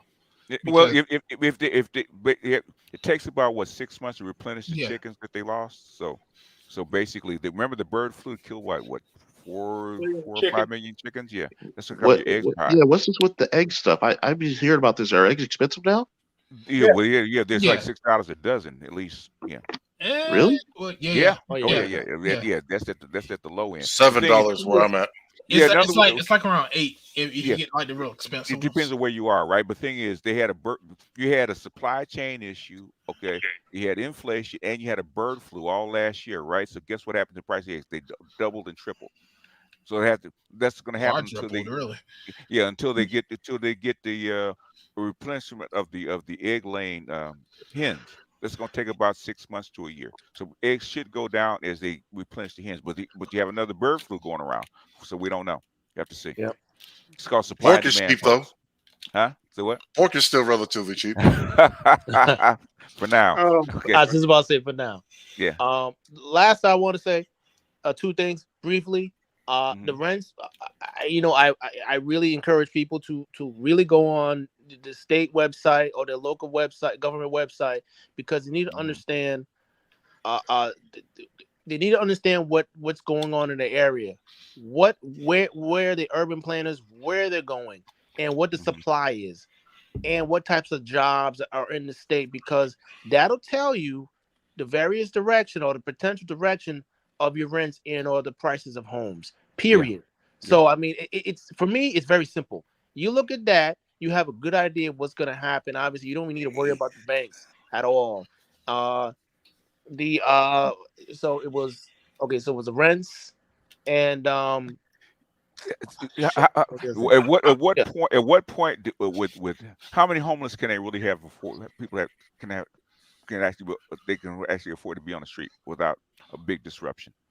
That's going to tell you what the breaking point is. Yeah, that as well. But see what they've been doing for the last about 10 years. What's been big and continue to grow is affordable housing. Yeah, but that's also why they've been doing that. Well, yeah, not so affordable. Well, but that's after 25 years of abandoning affordable housing, correct, right? Because correct. what the model was to buy luxury housing, and then 10 years prior's luxury housing will become affordable housing, and 10 years beyond that would become poverty housing. But that's not how the model works. Yeah. And then you have the real estate trust buying one in every six single family homes, which doesn't help you. Correct. I know in Raleigh they're trying to expand and trying to build more apartment buildings to house more people. Yeah. Yeah, we got 5 minutes. But again, guys. Even that apartment construction is considered luxury apartment construction. We can do this another time, but things are up against the clock. So we got 5 minutes. We got to wrap it up, guys. Okay, so last thing I'll say is, as of today, they just dismantled at my bank. They just dismantled residential real estate. Wow. Done. Okay. So that's a sign. They don't see this shit coming back for at least 2-3 years. So I'm just letting y'all know right the fuck now. And that's in the DC area. Yeah. You work at Wells Fargo? Because I heard about that. No, I work at a community bank, so we actually have to be responsible. Yeah. Wells Fargo, Bank of America, Chase, those guys, they can afford to do dumb things. Wells Fargo pulled out. Like, that was their bread and butter, and they pulled out. Yeah. Yeah. They shut down all their mortgage offices. Yeah, because they just get a loan. Not a loan, but they got charged by the government. Wells Fargo's bread and butter was falsifying accounts and mortgages. They got a slap on the hand. Come on now.